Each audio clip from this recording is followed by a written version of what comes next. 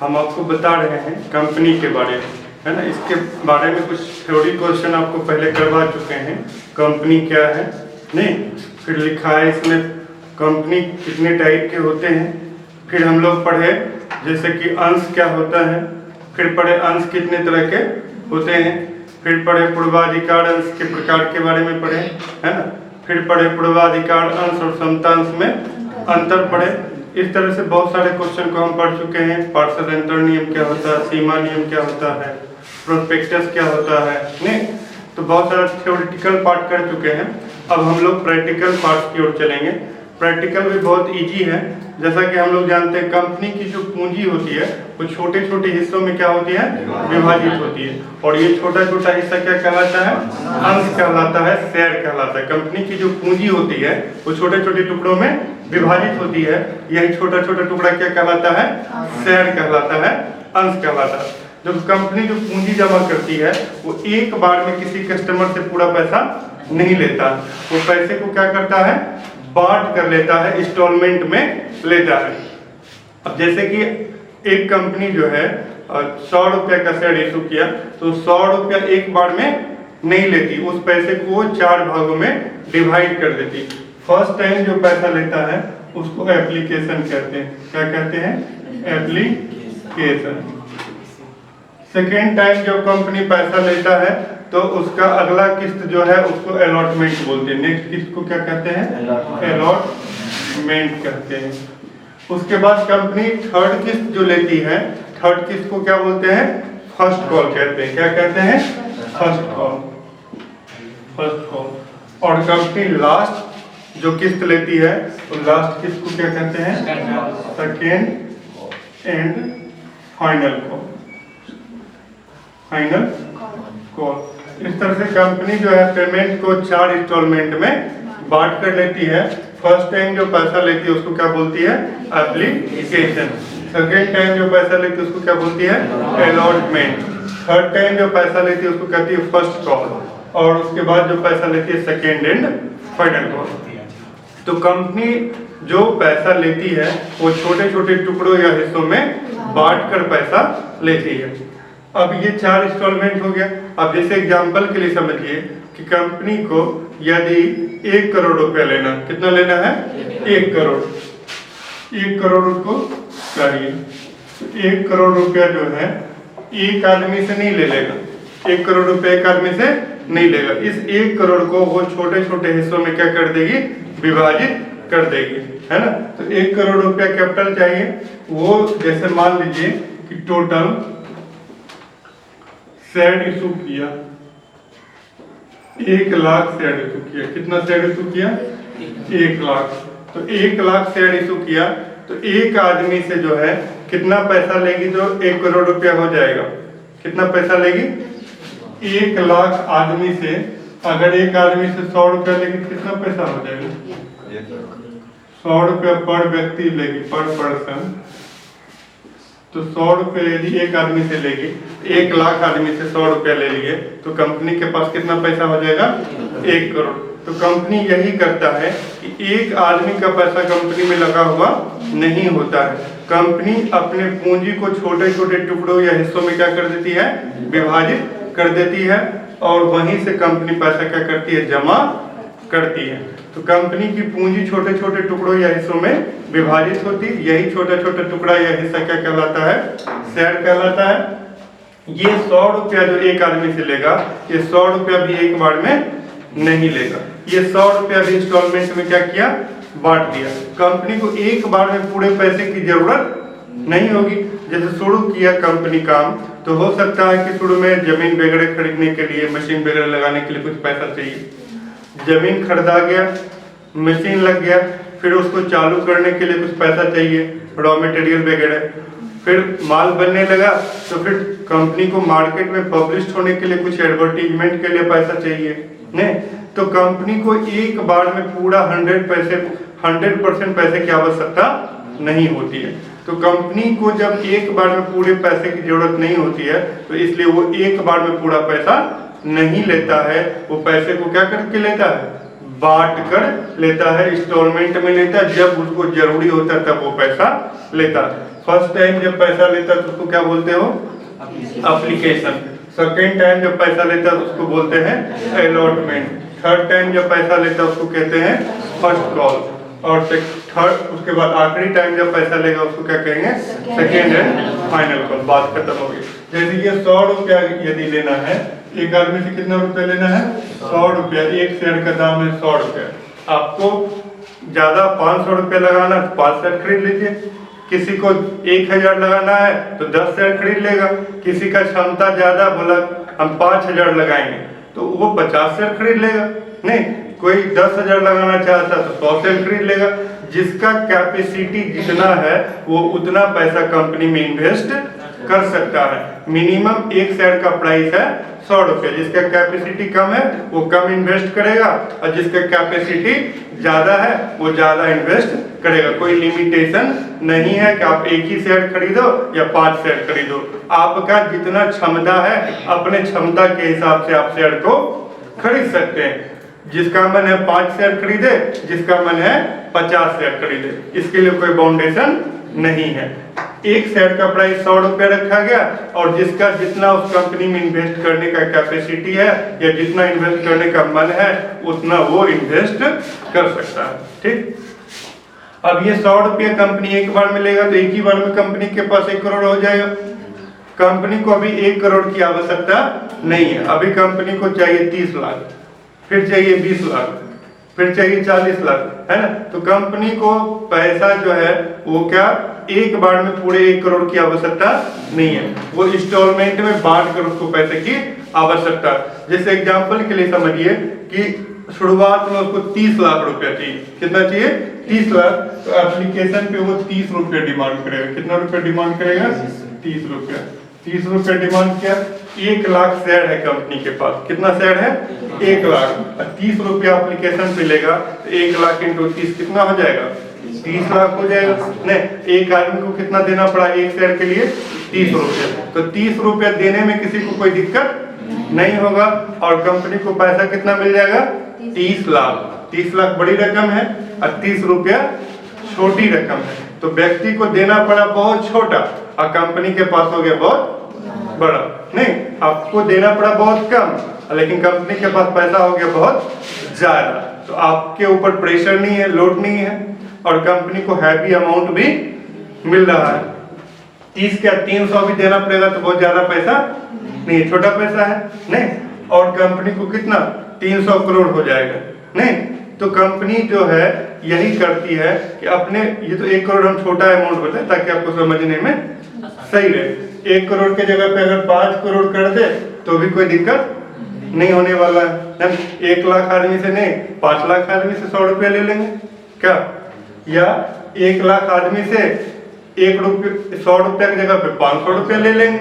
नहीं, तो 500 रुपया भी कोई बड़ा रकम नहीं है। तो कंपनी यही करती है कि वो टोटल पैसा अपना नहीं लगाता। कंपनी अपने पूंजी को क्या करती है? इंस्टॉलमेंट में बांट देती है। तो इंस्टॉलमेंट का नाम हो गया एप्लीकेशन, अलॉटमेंट, फर्स्ट कॉल और सेकंड कॉल। तो 30 रुपया ले लिया एप्लीकेशन पे। अब अलॉटमेंट पे उसको जरूरत है मान लो 20 लाख रुपए की। कितनी की जरूरत है? मान लो 30 लाख लिया, थोड़ा जमीन वगैरह ले लिया, है ना। क्योंकि फैक्ट्री लगाने के लिए जमीन तो शहर में नहीं चाहिए, ग्रामीण क्षेत्र में चाहिए या फिर शहर से दूर चाहिए, बाहर चाहिए। तो वहां का जमीन क्या होता है? सस्ता होता है, उसकी कीमत कम होती है। फिर मान लो कि मशीनरी लगाने के लिए उसको 20 लाख चाहिए तो वो जनता से कितना रुपया डिमांड किया? 20 रुपया। और कंपनी के पास कितना आ गया? 20 लाख रुपया। नहीं, और किसी को 20 रुपया देने में कोई दिक्कत भी नहीं है और कंपनी के पास हैवी अमाउंट भी जमा हो गया। फिर फर्स्ट कॉल का डिमांड किया कंपनी, है ना। फर्स्ट कॉल का कुल मिला के 100 रुपया ही लेना है, कुल मिला के 100 रुपया ही लेना है। लेकिन उस 100 रुपया को भी इंस्टॉलमेंट में क्या किया है? बांट दिया है ताकि कंपनी को जब जरूरत होगा तब पैसा मिल जाएगा और जनता को भी पैसा देने में कोई दिक्कत नहीं होगी। फिर फर्स्ट कॉल पे मान लीजिए उसको 30 रुपया का डिमांड कर दिया तो फिर कंपनी के पास कितना हो गया? 30 लाख और बचा हुआ पैसा कितना है? 20 रुपया। वो सेकेंड और फाइनल कॉल पे डिमांड कर दिया। तो देखो 30 और 20 50, 50 30 80 और 80 20 100 रुपया। कंपनी अपना 100 रुपया पूरा कंप्लीट कर लिया और कंपनी को 1 करोड़ रुपया कैपिटल भी मिल गया, कोई दिक्कत। और इसीलिए ये जो है कंपनी में जो देखते हैं कि बहुत बड़ी कंपनी हो जाती है कि कंपनी को पूंजी की कमी नहीं होती है, क्योंकि कंपनी को जितना कैपिटल का रिक्वायरमेंट होता है वो कैपिटल कहाँ से मिल जाता है, जनता से मिल जाता है। और कोई भी बिजनेस जब लोग करता है तो बिजनेस की एक बहुत बड़ी समस्या होती है पूंजी। नहीं, अगर आपके पास पर्याप्त पूंजी होगी तो व्यवसाय करने में कोई कठिनाई नहीं होगी। तो कंपनी व्यवसाय की एक खासियत है कि कंपनी व्यवसाय में रिस्क फ्री है। कोई रिस्क है? 20-30 रुपया 50 रुपये कोई आदमी लगाया है तो उसमें कोई रिस्क भी नहीं। ऐसा तो नहीं 50 रुपये डूब जाएगा तो आदमी डूब जाएगा, कंगाल हो जाएगा, बर्बाद हो जाएगा, कहीं का नहीं बचेगा, नहीं लुट गया, ऐसा तो नहीं है। छोटा छोटा अमाउंट एक व्यक्ति के द्वारा लगाया जाता है, यदि किसी कारण से लॉस भी हो जाएगा तो वो आदमी बर्बाद नहीं होगा।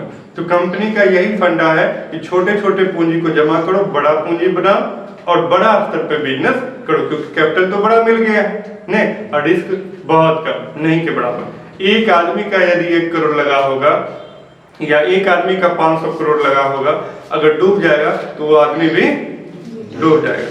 लेकिन 150 रुपए करके यदि लगा हुआ है तो क्या बर्बाद होने की बात है? बिल्कुल नहीं है ना। तो ये है, अब हम लोग इसका एंट्री करने के लिए समझेंगे। एंट्री जो होता है, पहली बार जब कंपनी शेयर इशू करती है, शेयर जारी करती है, मार्केट में बेचना चाहता है, तो उस समय उसको पता नहीं रहता है कि कितने लोग हमारे शेयर को खरीदेंगे। पता है क्या?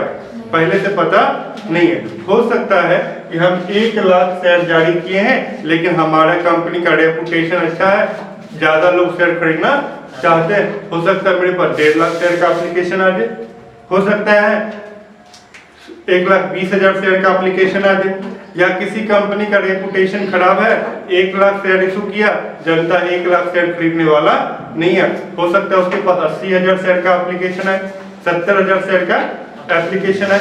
तो सबसे पहले शुरुआत में कंपनी को मालूम नहीं है कि कितने शेयर के लिए एप्लीकेशन आएगा, ये मालूम नहीं है। ये मालूम है क्या? ये मालूम नहीं है।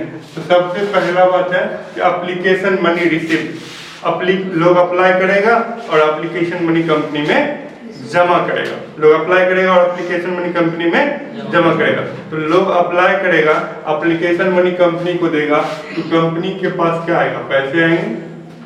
तो क्या हो जाएगा? Bank account debit. Bank account debit. क्या किया है? तो एप्लीकेशन किया है कंपनी में शेयर खरीदने के लिए, शेयर को परचेज करने के लिए कंपनी में क्या किया है?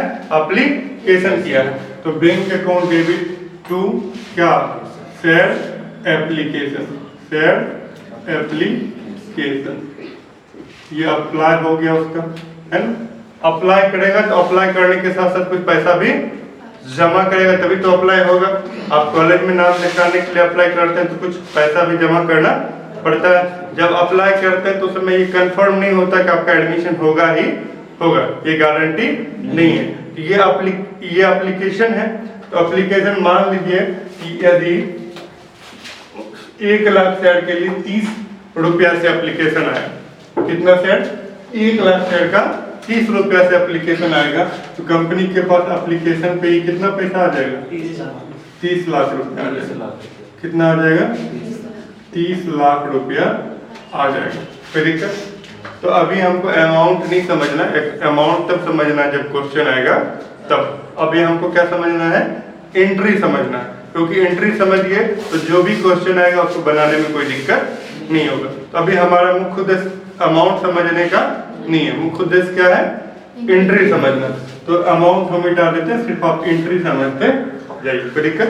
तो पहला वर्ड जो पैसा है तो bank account debit to share application account. दूसरा वर्ड क्या होगा कि वो जो पैसा लिया है, कंपनी जो एप्लीकेशन पे पैसा लिया है उसको वो ट्रांसफर कर देगा। कहाँ ट्रांसफर कर देगा? कैपिटल अकाउंट में, पूंजी खाता में। क्योंकि वो जो पैसा लिया है तो अभी तो कंपनी के पास पैसा आया है, लेकिन उस पैसे को यूज करने के लिए कंपनी वो पैसा लेके क्या करेगा? अचार बनाएगा क्या?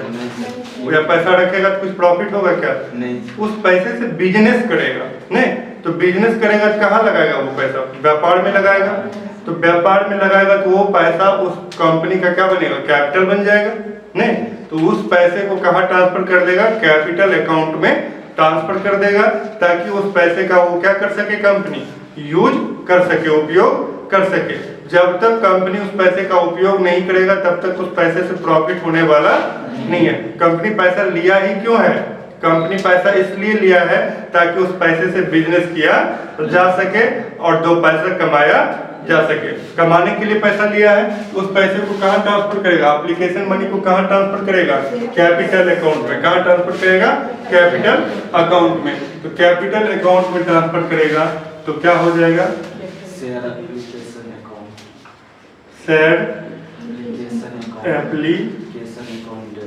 Account debit, share application account debit to share capital account, to share capital account. ऐसे भी हम जानते हैं कि कभी भी एक जगह के बाद दूसरी जगह जब इंट्री ट्रांसफर होता है तो उसका साइड क्या हो जाता है? चेंज हो जाता है। जो डेबिट है वो हो जाएगा क्रेडिट, जो क्रेडिट है वो हो जाएगा डेबिट। तो यहाँ हम किसको ट्रांसफर कर रहे हैं? एप्लीकेशन को ट्रांसफर कर रहे हैं। किसको ट्रांसफर कर रहे हैं? एप्लीकेशन, लिखा हुआ application money transfer to share capital account. किसको ट्रांसफर कर रहे हैं? एप्लीकेशन को ट्रांसफर कर रहे हैं। और कहाँ ट्रांसफर कर रहे हैं? कैपिटल अकाउंट में, शेयर कैपिटल में ट्रांसफर कर रहे हैं, पूंजी खाता में ट्रांसफर कर रहे हैं, है ना। तो पूंजी खाता में ट्रांसफर कर रहे हैं, किसको ट्रांसफर कर रहे हैं? एप्लीकेशन को। तो ये क्रेडिट है, क्या बन जाएगा? डेबिट बन जाएगा। तो लिख दिए share application account debit to share capital account. कहाँ ट्रांसफर हो गया? कैपिटल अकाउंट में ट्रांसफर हो गया, है ना। हम इसका नरेशन भी लिख सकते हैं। क्या नरेशन लिखेंगे? सबसे पहले तो पैसा लिए, पैसा लिए, किस चीज पे पैसा लिए? एप्लीकेशन। किस चीज पे पैसा लिए हैं? एप्लीकेशन। तो लिखिएगा बीइंग, जब भी हम नरेशन लिखते हैं क्या लगा के लिखते हैं? बीइंग। नहीं, बीइंग क्या लिखेगा? एप्लीकेशन मनी रिसीव्ड, नहीं रिसीव्ड। कितना शेयर, कितना शेयर का पैसा लिए हैं? कितना शेयर? जैसे मान लीजिए कि हम 1 लाख शेयर का पैसा लिए। कितना शेयर का पैसा लिए हैं?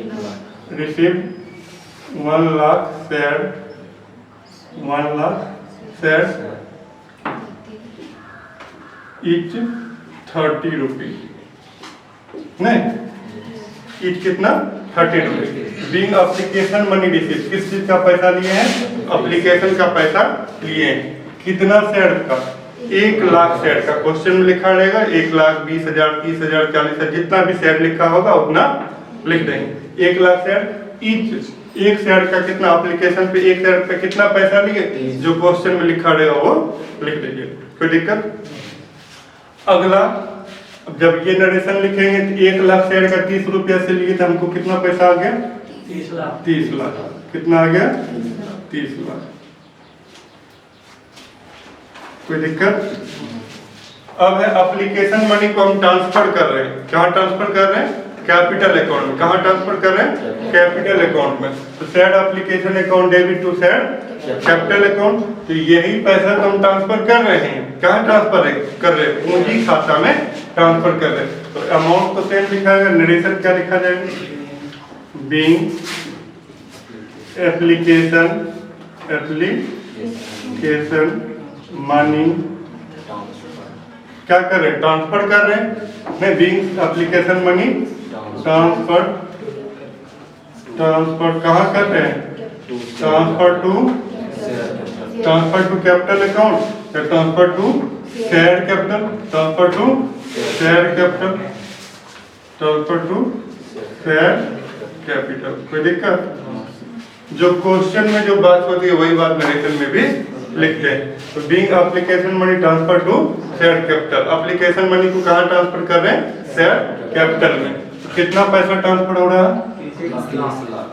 30 लाख ही ट्रांसफर हो रहा है। ये समझाने के लिए 30 लाख दिए हैं।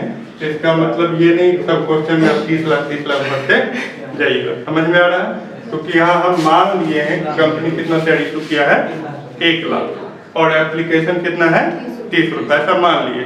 क्वेश्चन में जैसा दिया रहेगा उस हिसाब से हम लोग बनाएंगे। तो ठीक है।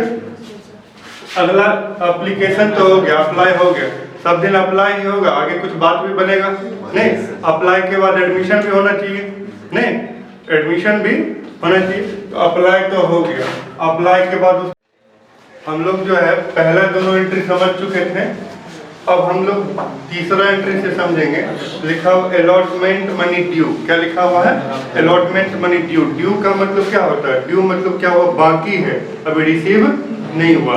लेकिन रिसीव नहीं हुआ है, हम इसका क्या करेंगे? कंपनी इसका क्या करेगा? डिमांड करेगा, देने के लिए बोलेगा। तो पहले तो शुरू में पैसा ले लिया, पैसा लेने के बाद क्या किया? उसको ट्रांसफर कर दिया। कहाँ ट्रांसफर कर दिया? कैपिटल अकाउंट में। कहाँ ट्रांसफर कर दिया? कैपिटल अकाउंट में। लेकिन अगले बार से क्या करेगा? पहले पैसे का डिमांड करेगा और तभी पैसा मिलेगा।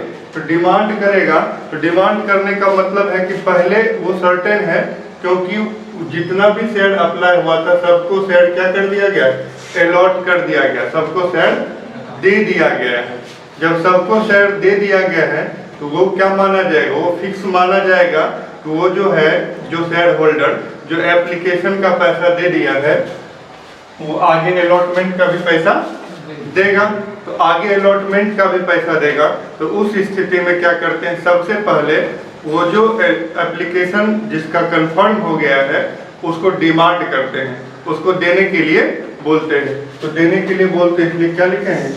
ड्यू लिखे हैं। तो ड्यू में भी वही एंट्री होगा जो ट्रांसफर करने का एंट्री होता है। कहाँ ट्रांसफर करते हैं? शेयर कैपिटल अकाउंट में। कहाँ ट्रांसफर करते हैं? शेयर कैपिटल में। एप्लीकेशन को ट्रांसफर किए तो share application to share capital लिखे। किसको ट्रांसफर किए हैं? एप्लीकेशन को ट्रांसफर किए तो क्या लिखे? Share application account debit to share capital account. तो जिसको ट्रांसफर करते हैं उसके नाम को डेबिट करते हैं, जिसको ट्रांसफर करते हैं उसके नाम को डेबिट करते हैं। एप्लीकेशन को ट्रांसफर किए इसलिए लिखे हैं share application account debit to share capital account. अब अलॉटमेंट को ट्रांसफर करेंगे क्या लिखेंगे? अलॉटमेंट को ट्रांसफर करेंगे तो जिसको ट्रांसफर करते हैं उसके नाम को डेबिट करते हैं। तो क्या लिखेंगे? Share allotment account debit. और टू क्या लिखेंगे?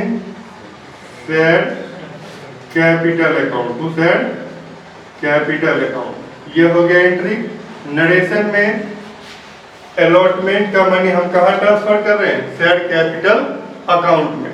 जैसे हम एप्लीकेशन का मनी ट्रांसफर किए, being application money transfer to share capital account, उसी तरह से लिखेंगे being share allotment money transfer to share capital account. क्या लिखेंगे? बीइंग, क्या लिखेंगे? Being share allotment. जैसे एप्लीकेशन को ट्रांसफर किए, अभी किसको ट्रांसफर कर रहे हैं? अलॉटमेंट को। तो लिखेंगे being share allotment money transfer to, है ना, money transfer to share capital account. Transfer to share capital account. ये हम किसको? Being share application money transfer to share capital account. किसको ट्रांसफर कर रहे हैं? अलॉटमेंट के पैसे को ट्रांसफर कर रहे हैं। ये जो ट्रांसफर करने का एंट्री हो गया। अब ये पैसा रिसीव होगा। ये पैसा क्या होगा? रिसीव होगा। रिसीव सबसे पहले शुरू में तो मिला, तब उसको क्या किए? ट्रांसफर किए।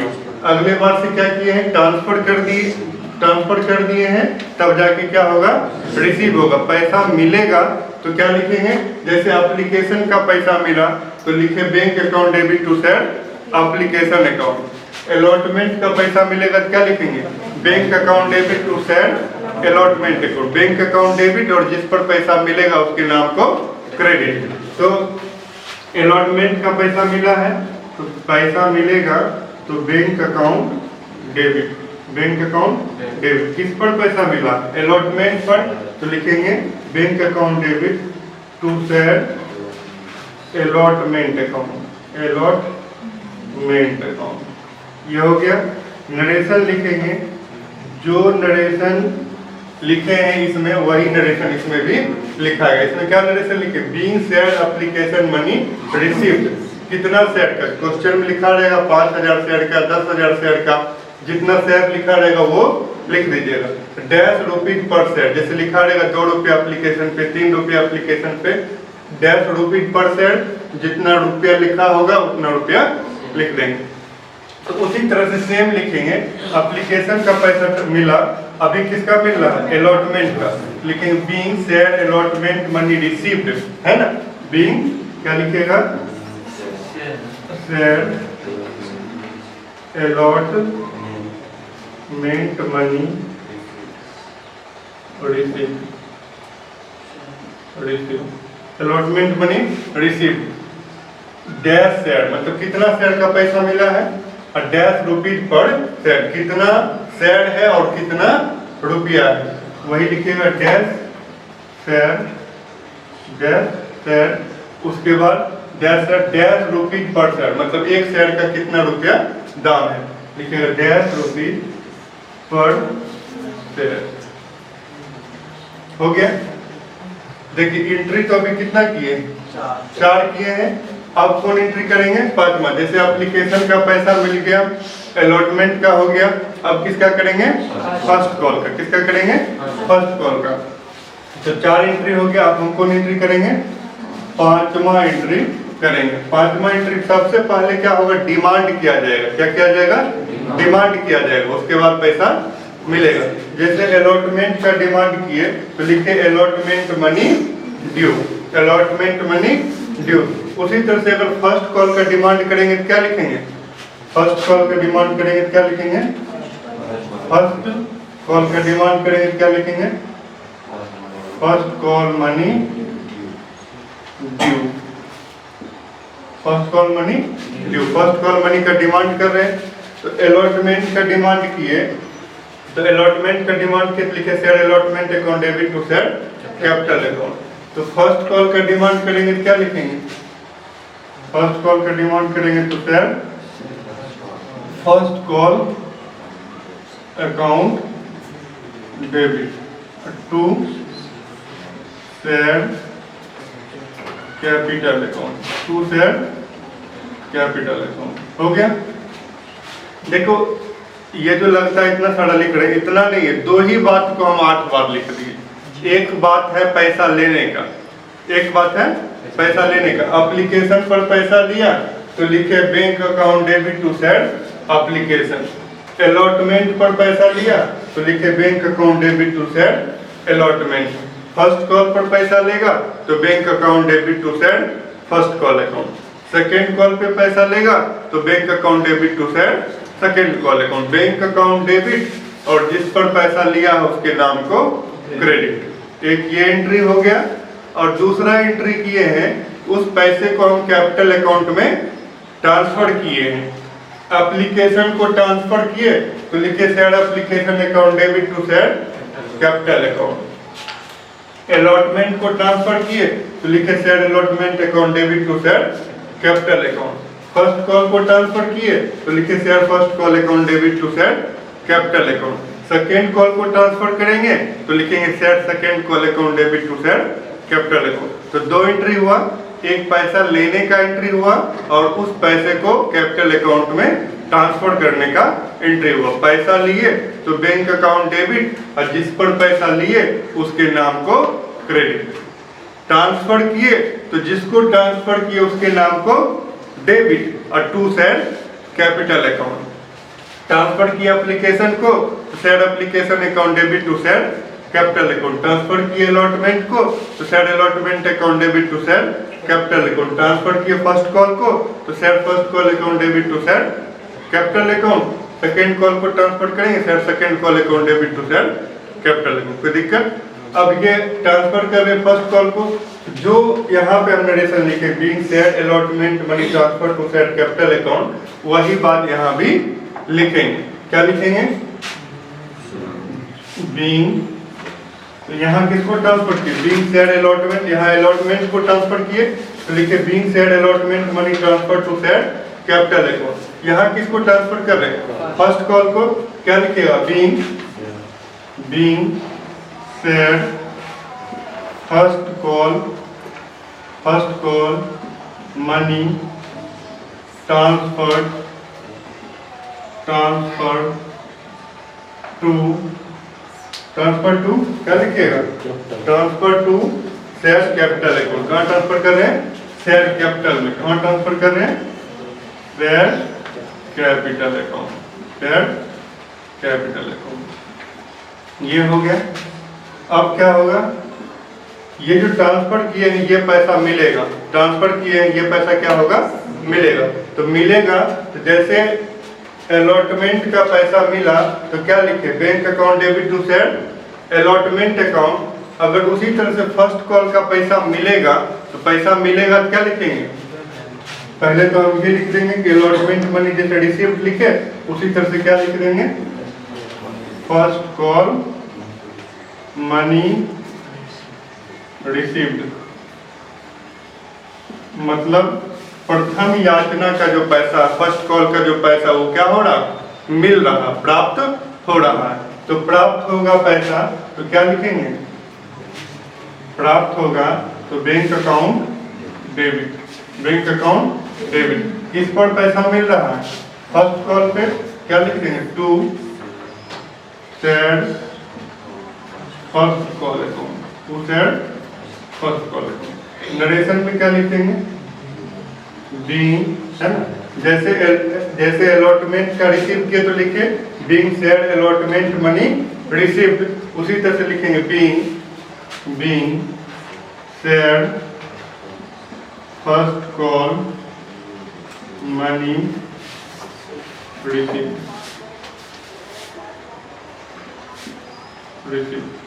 उसके बाद क्या लिखेंगे?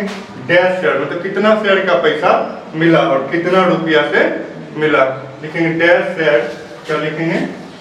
डैश शेयर मतलब शेयर की संख्या। शेयर की संख्या। और डैश रुपीज पर शेयर मतलब उस शेयर पे कितना रुपया हमको मिला है फर्स्ट कॉल पे। तो dash rupees per share, dash rupees per share मतलब फर्स्ट कॉल पे कितना पैसा है ना? कितना रुपया मिला है। यह हो गया 6 नंबर एंट्री। उसके बाद क्या एंट्री होगा? 7 नंबर एंट्री होगा। जिस तरह से हम फर्स्ट कॉल के मनी को ड्यू किए हैं, डिमांड किए हैं, तो उसी तरह से आप किसके मनी का डिमांड करेंगे? सेकेंड कॉल के मनी को। सेकेंड कॉल के मनी को डिमांड करेंगे तो जैसे लिखे फर्स्ट कॉल मनी ड्यू उसी तरह से लिखेंगे सेकेंड कॉल मनी ड्यू। नहीं, क्या लिखेंगे? Second call money due. क्या लिखेंगे? सेकेंड कॉल मनी ड्यू मतलब सेकेंड कॉल के पैसे का हम क्या करें? डिमांड करें, मांग करें। सेकेंड कॉल के पैसे को जब हम मांगेंगे तो क्या लिखेंगे? Share second call account debit to share capital. जैसे फर्स्ट कॉल लिखा हुआ सेम लिखा जाएगा सेकेंड कॉल, कोई फर्क नहीं है। क्या लिखेंगे? Share second call account debit. जैसे फर्स्ट कॉल लिखा हुआ था सेम लिखा गया सेकेंड कॉल। और टू क्या लिखा जाएगा? Share capital account. To share capital account लिखा गया। जो नरेशन इसमें लिखा हुआ सेम नरेशन इसमें भी लिखा गया। इसमें क्या लिखा? Being share first call money transfer to share capital account. इसमें क्या लिखाएगा? Being share second call money transfer to share capital account. क्या लिखाएगा? Being share second call money transfer to share capital account.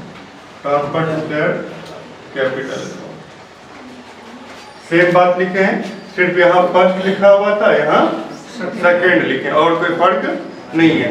First call का पैसा receive हुआ तो bank account debit to share first call. इसी तरह से सेकेंड कॉल का पैसा रिसीव होगा, क्या लिखेंगे?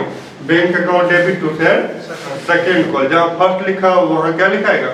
सेकेंड लिखाएगा। 8वां एंट्री करेंगे। जैसे यहाँ पे लिखे हैं फर्स्ट कॉल मनी रिसीव्ड, उसी तरह से क्या लिखेंगे? Second call money received. क्या लिखेंगे? Second call money received. Second call का पैसा मिल रहा, second call money received. Second call का पैसा मिलेगा तो हम लिखेंगे नहीं, सेकेंड कॉल का पैसा मिलेगा। तो जो बात हम यहाँ लिखे हैं bank account debit to said first call, वही सेम चीज लिखेंगे bank account debit to said second call. क्या लिखेंगे? Bank account debit to said second call. यहाँ जगह नहीं है, ऊपर लिख देते हैं। 7 नंबर तक एंट्री का जगह आप देख लिए। 8 नंबर एंट्री जो है हम यहाँ लिख देते हैं। ठीक, इसका मतलब ये नहीं कि आप लोग को भी यहाँ लिखना है ना, आपको इसके बाद लिखना है। यहाँ जगह नहीं है इसलिए हम लोग यहाँ लिख देते हैं। तो क्या लिखेंगे? लिखेंगे फर्स्ट कॉल मनी जैसे रिसीव हुआ उसी तरह से लिखेंगे second call money receive. Money receive करेंगे तो क्या होगा? Bank account debit. क्या होगा? Bank account debit to said second call account. Narration में क्या लिखेंगे? Being said second call money received. उसके बाद लिखेंगे डैश सेड, नहीं dash said dash rupees per share. क्या लिखेंगे? Dash said dash rupees per share. हो गया, एंट्री कंप्लीट हो गया। तो ये जो 8 एंट्री आप देखे, इसमें हम आपको बताए कितना एंट्री किए हैं? 2 एंट्री किए हैं। नहीं, कितना एंट्री किए? 2 एंट्री। पहला एंट्री किया पैसा लेने का, दूसरा किए ट्रांसफर करने का। फिर अगला किए ट्रांसफर करने का, फिर पैसा मिला, फिर ट्रांसफर किए और फिर पैसा मिला, फिर ट्रांसफर किए और फिर पैसा मिला। तो ट्रांसफर करने का एक एंट्री हो गया, जिसको ट्रांसफर किए उसके नाम को debit to said capital account. Application को ट्रांसफर किए तो एप्लीकेशन को ट्रांसफर किए तो said application account debit to said capital account. Allotment को ट्रांसफर किए तो क्या लिखे? Said allotment account debit to said capital account. First call को ट्रांसफर किए तो क्या लिखे? Said first call account debit to said capital account. Second call को ट्रांसफर किए, said second call account debit to said capital account. जिसको transfer किए उसके नाम को debit to said capital account. और दूसरा एंट्री किए पैसा मिलने का। पैसा जब मिलेगा तो बैंक अकाउंट डेबिट। कौन account debit? Bank account debit. और जिस पर पैसा मिला है उसके नाम को क्रेडिट। जैसे एप्लीकेशन पर पैसा मिला तो लिखे bank account debit to said application. Allotment पर पैसा मिला तो लिखे bank account debit to said allotment account. First call पर पैसा मिला तो bank account debit to said first call account. Second call पर पैसा मिला तो bank account debit to said second call account. अब इसका सीक्वेंस क्या है? सीक्वेंस ये है कि पहले क्या आप जाते हैं कॉलेज में, पहले आपका एडमिशन होता है, पहले अप्लाई होता है। पहले अप्लाई करते हैं, अप्लाई करते हैं तो उस समय कंफर्म हो जाते हैं कि मेरा एडमिशन होगा ही होगा। नहीं होता है कंफर्म। वही बात सेम है यहाँ। पहले अप्लाई लोग किया, अप्लाई किया तो पैसा भी साथ साथ जमा किया। नहीं, उस समय वो कंफर्म नहीं था कि हमको शेयर मिलेगा कि नहीं मिलेगा। तो अप्लाई किया, एप्लीकेशन का फीस वगैरह जमा कर दिया। बाद में कंपनी उसको कंफर्म कर दिया कि हाँ भाई तुमको इतना शेयर दिया जाता है। तो उसके लिए जिसको शेयर दिया गया उसके पैसे को कहाँ ट्रांसफर कर दिया गया? कैपिटल अकाउंट में ट्रांसफर कर दिया। जब उसका एडमिशन हो गया तब वो क्या हो गया? पक्का हो गया। जब वो पक्का हो गया तो एप्लीकेशन का जो फीस दे दिया उसी से जिसका एप्लीकेशन कंफर्म हो गया, जिसको शेयर अलॉट कर दिया गया, उसी को अलॉटमेंट के पैसे का डिमांड किया जाएगा। तो अगले बार जब पैसे की जरूरत पड़ेगी कंपनी को तो अलॉटमेंट के लिए डिमांड करेगा। तो अलॉटमेंट के लिए डिमांड कर दिया, तो डिमांड के पहले पैसा लिया तब ट्रांसफर किया। अगले बार से क्या होगा? वो तो कंफर्म हो चुका है, तो कंफर्म हो चुका तो पहले ट्रांसफर करेगा तब पैसा मिलेगा। फिर अगले बार क्या होगा? पहले ट्रांसफर करेगा तब पैसा मिलेगा, ट्रांसफर करेगा तब पैसा मिलेगा। बस यही कहानी। ये 8 एंट्री जो है इसको आप लोग लिख लीजिए। और उसके बाद जो है इसी बेस पर जो है आपका इशू ऑफ शेयर का क्वेश्चन बनेगा। अंशों के निर्गमन चैप्टर जो है